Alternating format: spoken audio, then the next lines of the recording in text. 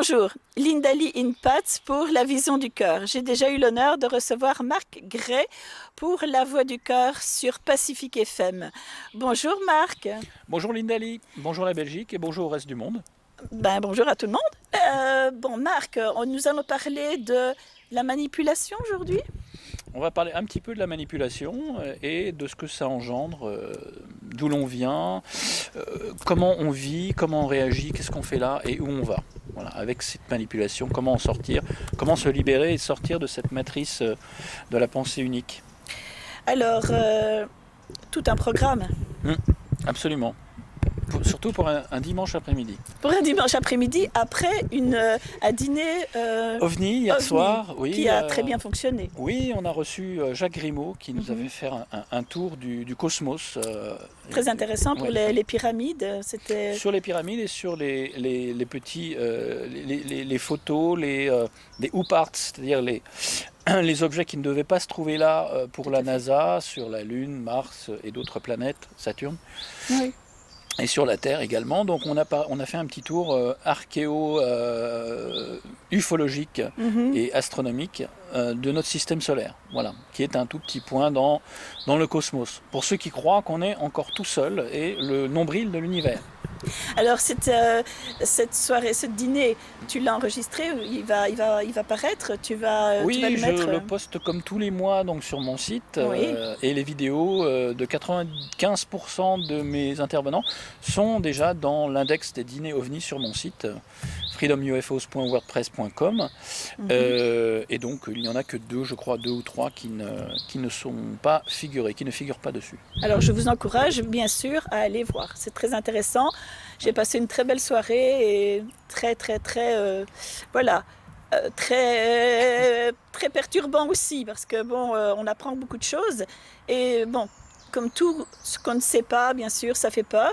Mais il y a des explications pour tout. Alors il ne faut pas avoir peur, Lindali. Il ne faut pas avoir peur, je ne veux pas avoir peur. C'est ça le conditionnement sociétal et cette société qui nous conditionne à rester dans la boîte, à nous compartimenter et donc nous diviser, et être séparés les uns des autres et ne pas échanger justement, nous refermer sur nos croyances. Et la pire des croyances en fait pour le conditionnement et être totalement asservi, c'est la peur. Et c'est comme ça que fonctionnent les prédateurs qui nous gouvernent. Mais qui sont les prédateurs ? C'est une petite caste.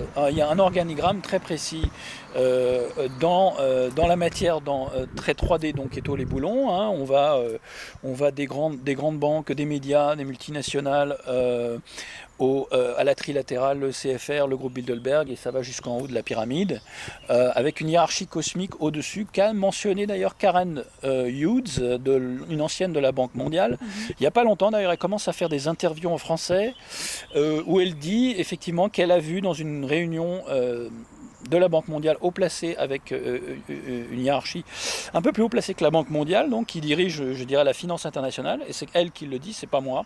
Encore une fois, j'ai des sources.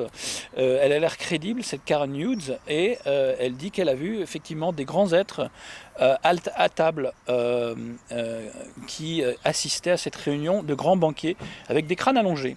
Ah bon ? Voilà, comme en a parlé Jacques Grimaud hier soir. Donc ils nous rendent visite, ils sont parmi nous quand ils veulent.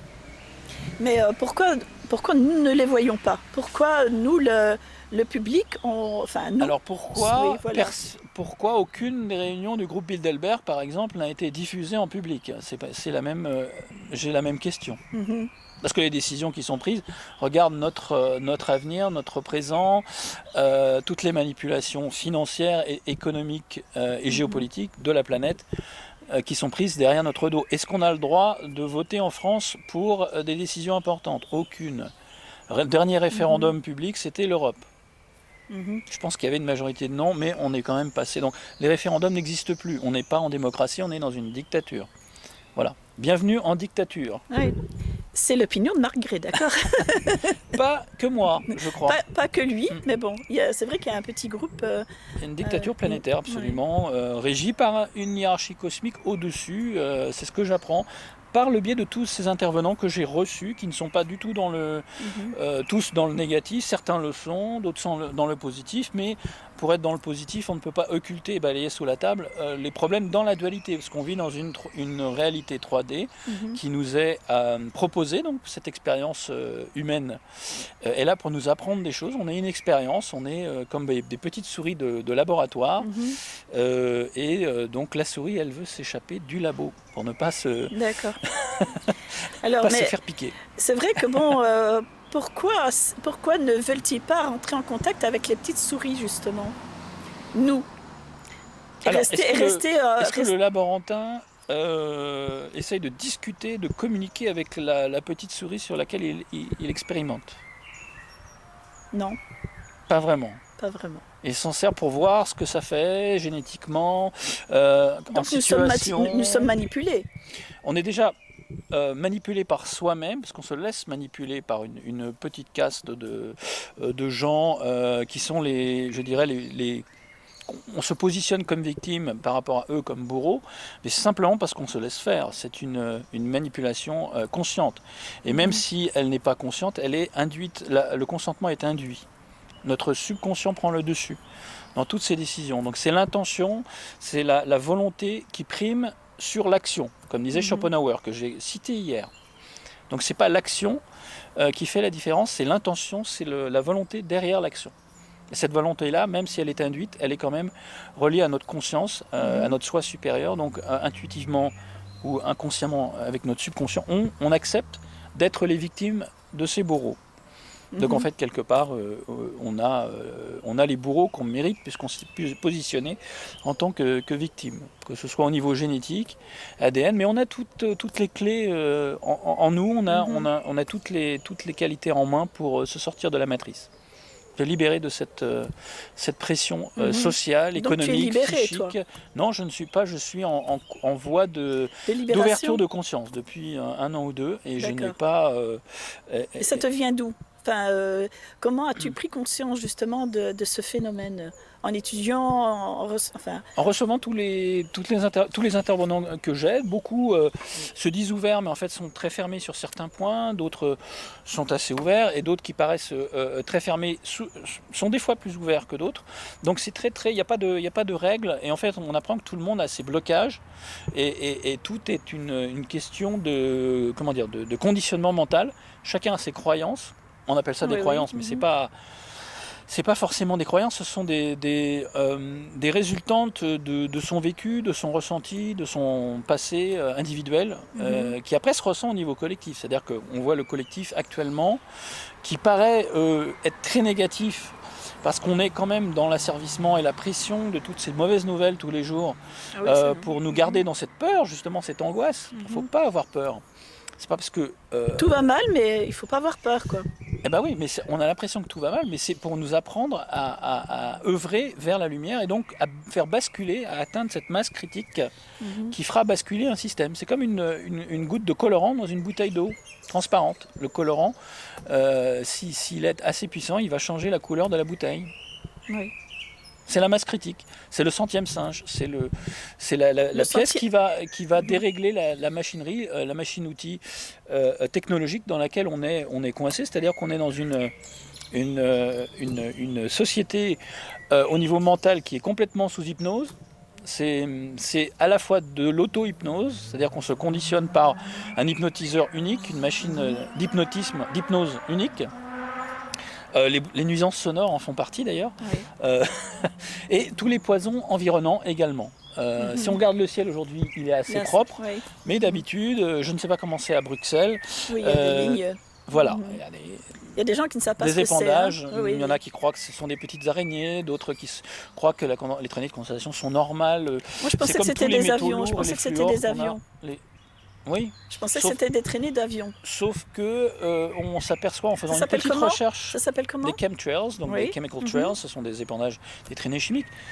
Ça fait partie uniquement, c'est un des programmes de l'extraterraformation dont j'ai parlé moi il y a longtemps d'ailleurs. C'était le dîner qui a mis le feu aux poudres en fait. Après le dîner avec Corrado Malanga et deux hypnothérapeutes qui suivent sa méthode pour soigner et si vous voulez essayer de libérer certains abductés avec des êtres, des entités plutôt négatives de leur emprise. Mhm. Corrado Malanga, donc, qui est un chercheur italien, qui est quand même dans le très négatif, hein, dans l'expérience du contact, hein, rapproché. Pour lui, c'est du tout négatif. Et d'autres, c'est du tout positif. Je pense qu'on est dans une dualité. Il y a une polarité, il y a les deux, Le il y a yin les et deux le côtés. yang. Voilà. Par contre, pour en revenir à l'empoisonnement, la Oui. campagne d'empoisonnement, on est effectivement bombardé de tous les côtés, que ce soit par les ondes électromagnétiques, les ondes scalaires, le projet ARP, les chemtrails, les poisons dans la nourriture, l'air, l'eau, les centrales nucléaires. En France, on est gâtés, n'est-ce pas? Oui, Alors, il y en a eu une Belgique émission aussi, il n'y a pas oui. longtemps, il paraît, sur Canal+, où, et d'ailleurs, le responsable d'EDF, ne me coupez pas le courant, hein, quand je rentre chez moi quand même, n'a pas voulu Non plus. commenter. C'est pas EDF en Belgique. Non, mais c'est quand même. Et donc n'a pas voulu commenter parce que en fait il mettait à jour un tout petit peu, parce que pas complètement, faut pas creuser, la grosse arnaque du nucléaire en France, hein, depuis Mesmer dans les années d'après-guerre. Il avait dit la France c'est du tout nucléaire, donc on est dans le tout nucléaire, donc on peut être dans le tout Fukushima à n'importe quel moment, donc c'est génial. Sauf que ça coûte 110 milliards d'euros au lieu de la moitié qui était évoquée. En plus des rejets dans la Loire, n'est-ce pas? Donc je décourage personne de boire du Chinon, c'est un très bon vin rouge, mais les centrales nucléaires rejettent leurs déchets, que ce soit dans la Manche, pour Paluel et Penly, etc., et sûrement, comment elle s'appelle l'autre, Flamanville, et celles qui sont au bord des fleuves, de toute façon, rejettent dans les fleuves. Donc ça, c'était le sujet de l'émission sur Canal+, qui montre à quel point on nous ment sur le nucléaire et les avantages que ça représente. Alors que là, on s'aperçoit que pour les garder en vie, elles ont déjà une espérance de vie qui est dépassée depuis longtemps. Hein, c'est comme un produit en grande conso. On voit la date, mais elle a 30 ans de 30 ans de péremption. Donc il y a un gros problème, surtout quand on joue avec des déchets aussi nocifs. Ouais. Donc il semblerait que les entités intelligentes qui survolent certains engins auraient les drovnis, ça c'est encore une autre hypothèse, mais on a vu des drones qui ressemblaient plus à des ovnis, parce que des drones entre 3 et 6 mètres de long, ça n'existe pas. Les drones militaires, en général, sont repérés et donc interceptés rapidement. Même les furtifs, hein. Il y a tout un pan du paramilitaire qui est furtif, qui n'est pas du tout identifié par l'armée régulière, hein. C'est pour ça que la vague belge, par exemple, avec Oui. les TR-3B, il paraît que ça serait ça, qui aurait survolé la Belgique et la France en 90, ont été prises en chasse par les chasseurs belges. Mais bon, comme disait un Belge récemment, c'est une surconsommation de bière qui a occasionné la vision de triangles bizarres sur la Belgique. Oui, Donc, mais il n'y a pas voilà. qu'en Belgique qu'on boit de la bière. Exactement. On boit du vin, mais aussi. Hein, De la ça bière peut- aussi en France, donc Oui. et on n'envoie pas les chasseurs donc à la poursuite de ces engins s'ils sont parfaitement identifiés. Donc ce serait peut-être des engins secrets de l'armée américaine.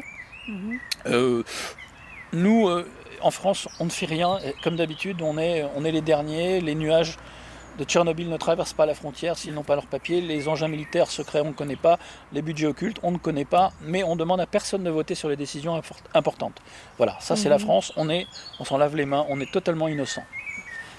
Voilà, je suis évidemment très ironique, Oui, mais parce qu'on participe activement à ce programme occulté au niveau international, comme tous les pays du G8. Donc, qui sont à la tête de ce programme spatial secret dont j'ai évoqué non seulement les potentialités, mais l'existence avec ces engins bientôt les boulons qui traversent nos cieux depuis les années 70. Donc ça fait longtemps, et cette technologie qu'on révèle aujourd'hui, qu'on déclassifie un tout petit peu, qu'on admet un tout petit peu, a déjà 30 à 40 ans d'existence. Donc on imagine qu'avec le bond quantique technologique qu'on a fait, ces 50 dernières années, on en est beaucoup plus loin au niveau des étoiles et notre système solaire que ce qu'on voulait nous faire croire sur les premières vidéos des missions Apollo, qui semblent avoir été tournées quand même en studio. Oui, j'ai vu selon ça. Jacques Grimaud J'ai hier. vu ça hier, oui. Mais bon, ça, Mais ça fait on le longtemps devine. qu'on en, oui, Oui. mais ça fait longtemps qu'on en parle quand même. Hein. Ouais, Je veux ouais. dire, c'est pas tout nouveau. On a, les gens éveillés se sont bien rendus compte qu'il y avait Alors oui, qu'il y mais avait un souci. quel est l'objectif derrière tout ça, à part la manipulation Mais moi, je géopolitique? pensais que La guerre froide. oui, voilà, je pensais que c'était une histoire d'aller plus vite que la Russie. Voilà. Pourquoi faire? Non, je ne sais pas, mais c'est ce qu'on nous a lancé Justement. comme idée. Alors justement, ça, pour moi, ce petit jeu d'échecs, c'est encore un autre moyen de manipulation. C'est-à-dire, on est sur un damier, là, on a des pions, c'est une pièce de théâtre, c'est comme les deux côtés, les deux adversaires en fait font semblant de se faire la guerre et derrière coopèrent, collaborent pour la grande conquête de l'espace et le marché de la prédation à l'échelle cosmique. Donc c'est pour ça qu'on n'arrive pas à atteindre ce statut de civilisation galactique et de civilisation de degré d'évolution nécessaire pour être un peuple stellaire, galactique, dans une éthique et non pas dans la conquête, comme les conquistadors, comme les Européens, les pionniers qui sont arrivés, ont massacré tous les Indiens d'Amérique, que ce soit le Nord et le Sud. L'Afrique, c'est pareil. C'est aussi de l'esclavage, la possession de l'autre, la domination de l'autre, la prédation de l'autre. On veut posséder quoi? On veut posséder son ami, sa femme, ses enfants, on veut les diriger, on veut les asservir quelque part, on veut qu'ils fassent ceci, cela. On est juge, on est jugé à tout moment. Tu veux en parler Voilà. de la manipulation. La grande manip, justement. elle est là au niveau de cette dualité dans laquelle on vit, on est incarné. Oui. Et d'occulter certaines idéologies au profit d'autres, c'est déjà être manipulé. Dénoncer toutes ces idéologies qui nous manipulent, c'est être objectif et éthique pour moi. D'accord, oui. Voilà. Ça peut être une manipulation aussi. De dénoncer. De dénoncer, oui. Ça peut être une manipulation aussi. Mais par qui? Par toi. Donc je m'auto-manipule. Je pense que peut-être, oui, il y a peut-être quelque chose qui te pousse vraiment à être... moi, je vais parler d'une certaine guerre que tu veux mener aussi par rapport à une libération. Oui. Donc, ça aussi, c'est quelque chose qui n'est pas courant non plus. Donc, c'est certainement... Alors, c'est pas une guerre. Je ne combats pas, je ne m'oppose pas. J'essaie de trouver une autre sortie que d'accepter cette manipulation mentale au quotidien, depuis qu'on a été créé génétiquement. C'est-à-dire qu'on a été créé pour être asservi, pour être des esclaves, et malheureusement, on a toutes les clés. Heureusement, on a toutes les clés en nous pour nous libérer et pour activer ces gènes qui nous permettent d'accéder à ce côté divin, donc de la source. On est connecté à la source en tant qu'être d'âme, d'être de lumière, d'âme incarnée dans des corps physiques. Seulement, on se laisse manipuler. Voilà, au niveau matériel. C'est le matériel, c'est la peur, c'est l'angoisse, c'est la guerre, c'est les horreurs. C'est ça la manipulation. C'est de faire peur à tout le monde et de se nourrir de cette extraction de peur et d'angoisse au niveau collectif. C'est un petit peu comme un match de foot où on se nourrirait par exemple de la haine d'un camp de supporters contre l'autre camp de supporters. Et d'ailleurs on voit souvent des batailles entre même supporters du même camp. Donc c'est voir à quel point des gens du même bord des fois peuvent se taper dessus. Oui, donc, c'est même, dans une famille, hein, une famille unie peut s'autodétruire. Oui, absolument. Donc c'est même au sein d'une famille ou d'un groupe d'amis aussi, ça peut arriver. Voilà. Oui. Alors ce que je dis, c'est que il ne faut pas qu'il y ait une fausse justice à une vitesse. Je veux dire, quand ça arrange les uns et quand il y a beaucoup de perdants et très peu de gagnants, c'est là où les gens commencent à réfléchir sur leurs conditions, sur leur triste sort, et en se disant mais on nous manipule, qu'est-ce que c'est que ça? Alors, c'est facile de dire, on balaie tout sous... Il n'y a pas de complot, ça n'existe pas, sauf que l'humanité a toujours fonctionné sur le complot. Le complot est devenu un mot grossier quand ça arrange la caste au pouvoir, donc les vainqueurs, les dominants, parce qu'on se laisse dominer, et c'est un mot utilisé par eux du côté positif quand ça les arrange. Donc, il y a un gros mot qui existe depuis qu'on a rendu les conclusions de la commission Warren sur l'assassinat de JFK dans, je ne sais plus dans quelles années, les années 80, je crois qu'on a rendu... oui, parce que les Américains commençaient à se poser des questions sur l'assassinat de JFK. Y aurait-il anguille sous roche? Bon, les Anglais, c'est sûrement l'accident de Lady Di. Juste récemment, on évoque peut-être un complot de la famille royale. En France, alors donc à partir de là, après le compte-rendu de la commission Warren, on a évoqué aux États-Unis le mot grossier, théorie du complot. Parce qu'un complot, c'est une théorie, quand ça arrange ceux qui ont monté ce complot. Après en France, c'est après le 11 septembre, quand on a on a commencé à se poser des questions sur pourquoi 2 tours tombent plus vite en une journée que la vitesse de la chute libre, par exemple. Voilà pourquoi on retrouve le passeport d'un pirate de l'air au pied des tours. Et en fait, c'était un passant dans la rue qui l'a donné à un agent du FBI. Donc c'était assez marrant, qu'on n'a jamais revu d'ailleurs. On a vécu la même chose le 7 janvier ici d'ailleurs, avec un autre attentat. Donc en fait, ce sont des théories tout ça. Voilà. Jacques Grimaud parlait de faits. Et pour certains qui sont la pensée unique, donc les propagateurs de la pensée unique, ce ne sont que des théories. Donc c'est une théorie du méchant complot, méchante théorie du complot. Sauf que des faits correspondent à une réalité. Et la réalité n'est qu'un hologramme. Philippe Guillemont l'explique très bien du CNRS, donc mieux que moi. C'est une projection holographique, cette réalité. Cette réalité, c'est pas parce que les molécules sont dures qu'elles sont plus réelles. Donc, si je comprends bien, nous sommes en hologramme ici. Voilà, exactement. Ce micro est simplement dur parce que c'est la réalité holographique, la projection holographique qui passe par notre mental, notre cerveau, dans cette dimension qui projette ce micro devant toi. D'accord. Voilà. Oui. Donc je vais disparaître bientôt, attention. Non, mais Philippe Guillemont l'explique beaucoup mieux que moi. En fait, comment relativiser cette réalité. Donc cette expérience de dualité qui nous est proposée, puisqu'on parlait de manipulation, donc c'est pour ça qu'on fait un peu le tour des manipulations, il faut discerner, il ne faut pas combattre, il faut simplement évacuer. C'est énergétique, enfin tout est énergétique. C'est pas en allant contre quelque chose qu'on va le faire tomber. En fait, on nourrit cet égrégore de combatif et d'agressivité, de prédation qui nous a servi. Quand on va contre quelque chose, quand on va manifester contre, quand on va cogner contre quelqu'un, c'est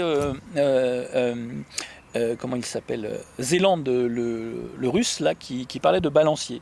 De balancier, il faut esquiver les aléas, les obstacles dans la vie. Il faut les esquiver, il faut les contourner et non pas aller à leur rencontre parce qu'on va forcément perdre, on va ressortir diminué et on va ressortir. C'est être conscient.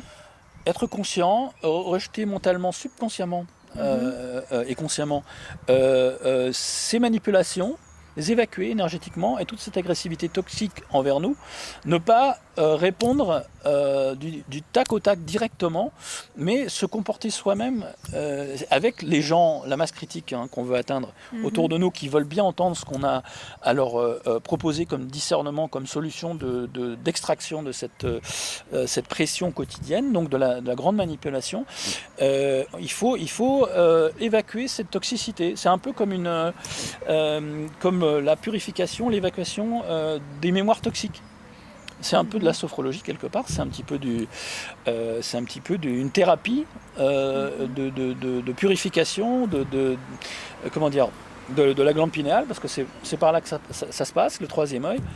C'est notre accès à la connexion à la source, à l'extérieur de la matrice en fait.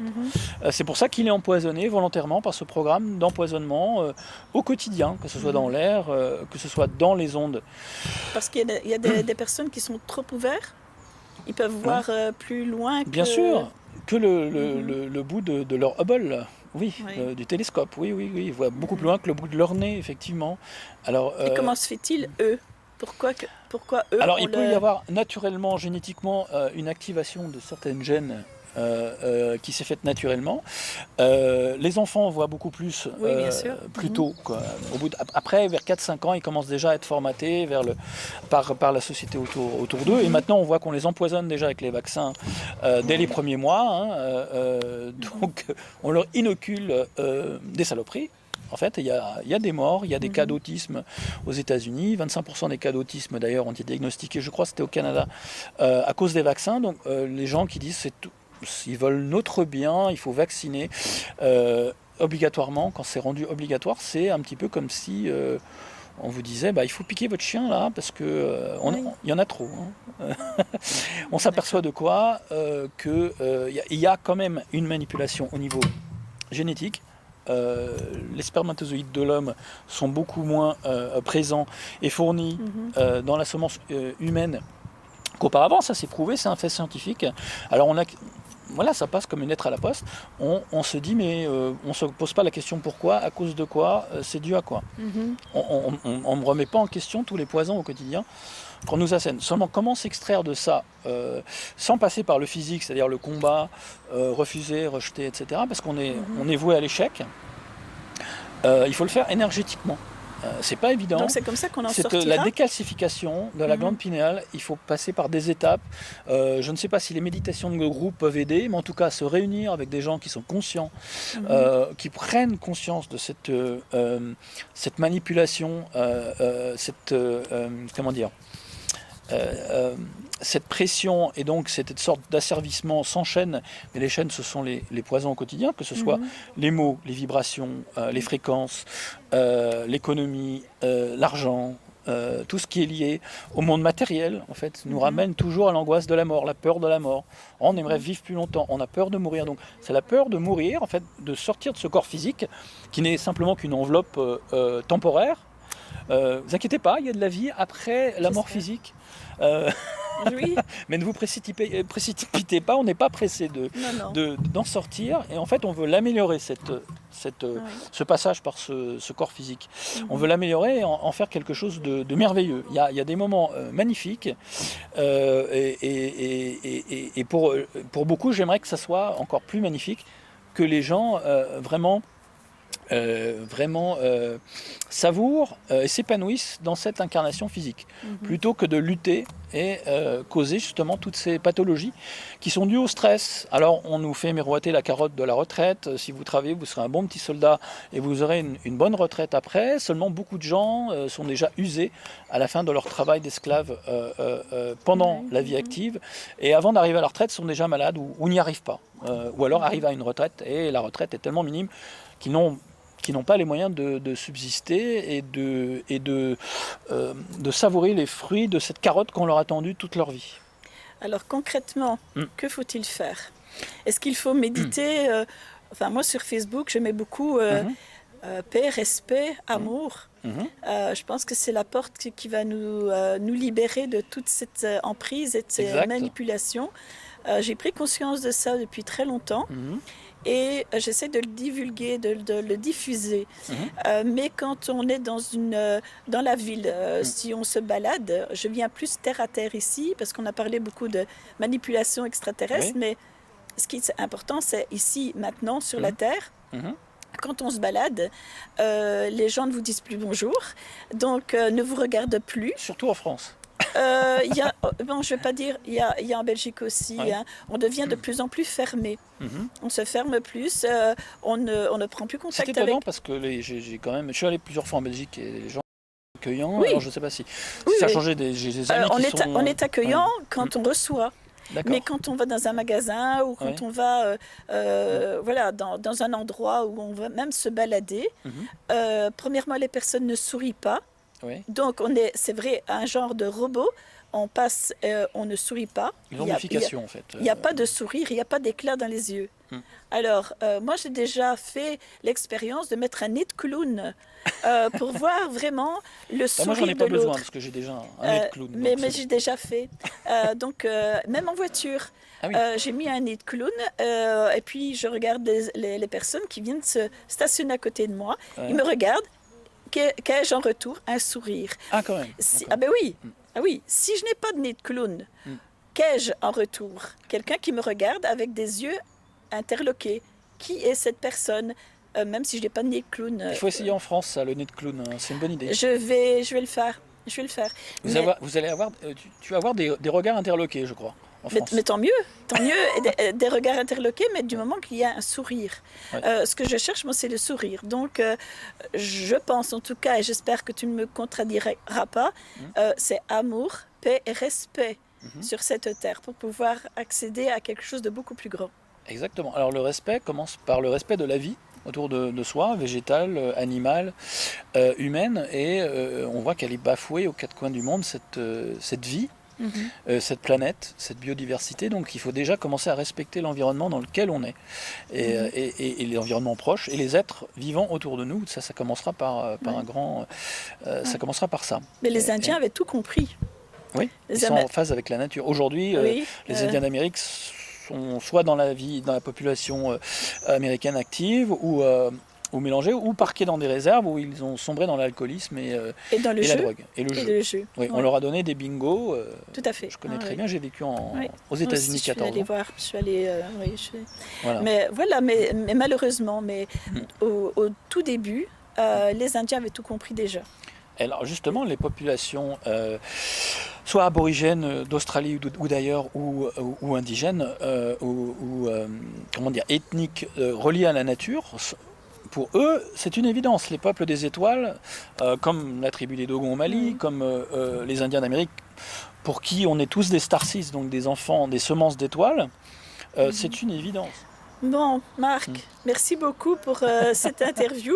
Oui. Est-ce que tu as encore on a fait le tour Je pense qu'on a fait le tour. Alors, les clés. Les clés. Les clés. Oui. Alors, je vais chercher mes clés. Les clés sont à toi. Voilà. Oui. Les clés sont en nous, c'est-à-dire qu'on a toute cette connexion, on a tous cette connexion intérieure. Ne nous laissons pas zombifier, comme tu l'as souligné, les gens qui ne sourient plus, les gens qui font la tête, qui se renferment sur eux-mêmes, qui bousculent les gens, qui disent même pas pardon, voilà. qui s'excusent pas parce que. Et alors j'ai remarqué que plus ce phénomène existe, les personnes qui sont dans la bonté peuvent devenir comme eux. Donc on dirait qu'il y a un transfert. Il m'a fait ça, donc je fais ça. Il faudrait œil pour œil et dent dans l'œil. Il faudrait arrêter Bruno ça. Salomon. Justement, quand quelqu'un vous bouscule, bien il faut lui faire signifier que bon, excusez-moi, mais vous m'avez bousculé. Alors voilà, il faut faire remarquer à la personne, réveiller la conscience aussi, ne pas laisser passer quand vous bouscule ou quand on vous sourit pas, peut-être dire voilà, un petit sourire ça fait du bien. Oui, et c'est vrai que ce qu'on envoie, on reçoit en retour. Donc si les gens envoient un sourire, la tête toute l'année, ils ont la tête toute l'année. C'est souvent le cas chez nous. Et puis on devient tout gris. Ah, attention, parce que moi c'est Marc Gray. Hein. Mais bon, voilà. Est-ce qu'ils sourient en plus, les extraterrestres? Alors non, c'est une petite ligne fine d'habitude. Je ne sais pas s'il y a des sourires par contre. Il y a sûrement des sourires télépathiques pour les plus éthiques. Oui. Effectivement, ils peuvent exprimer de l'amour aussi. Des vibrations. Voilà, des vibrations. Oui. Tout est vibratoire. Ce que j'essaie d'expliquer. J'en sais quelque chose. Oui. Ce que j'ai expliqué, donc j'ai fait le parallèle avec le dur. Qui n'est que holographique, qui n'est pas forcément la seule réalité qui existe. Les fréquences vibratoires sont la vraie réalité qui nous anime, en fait. Mais quelque part, un dernier mot sur l'unité cosmique. On est tous reliés. Donc je vous encourage à vous ouvrir, à faire vos recherches par vous-même, à vous informer, discerner, informer les gens qui veulent bien vous écouter autour de vous pour de façon exponentielle augmenter cette masse critique de gens éveillés qui vont sourire aux autres. Et donc élargir ce champ de conscience, de bonheur et éthique, plutôt que de cultiver l'agressivité et toutes ces manipulations que les médias nous offrent à longueur de journée. Voilà. Je te rejoins, Marc. Merci beaucoup pour cette interview et une prochaine fois, j'espère. Et bon retour en Belgique. Merci. Merci. À bientôt. À bientôt. Au revoir. Au revoir.